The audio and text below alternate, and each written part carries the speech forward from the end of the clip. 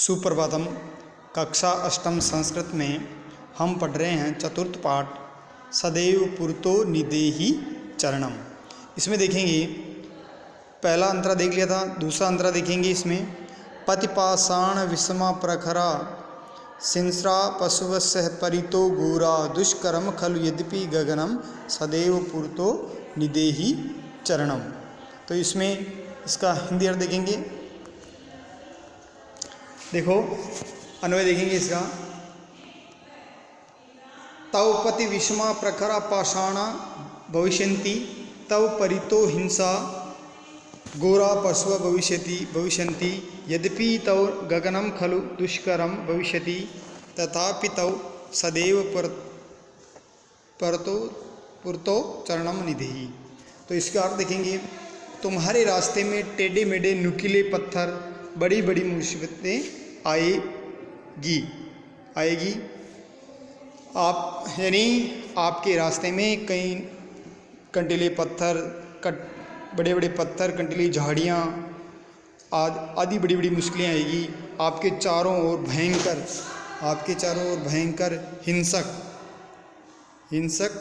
हिंसक जानवर होंगे। आपकी यात्रा बहुत ही कठिन होगी, फिर भी तुमको सांस पूर्वक आगे कदम बढ़ाते चलना है। यानी रास्ते में आप जब पहाड़ पर चढ़ोगे तो उस रास्ते में बहुत सारी कठिनाई आपको झेलनी पड़ेगी और उस रास्ते में उस कठिनाइयों का सामना करते हुए हमको आगे बढ़ना है। अगला देखेंगे,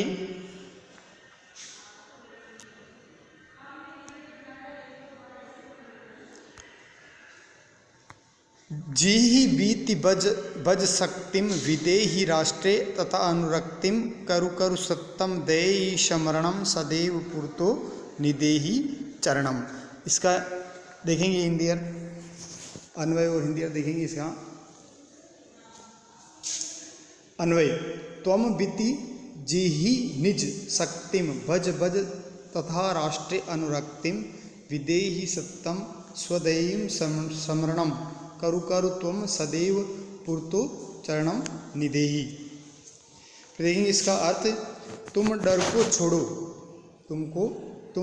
को छोड़ो, अपनी शक्ति को जपो, अपनी शक्ति को याद करो, अर्थात अपनी शक्ति का आह्वान करो, अपने देश से प्रेम करो और हमेशा अपने लक्ष्य का स्मरण करते हुए सदा आगे की ओर कदम बढ़ाओ।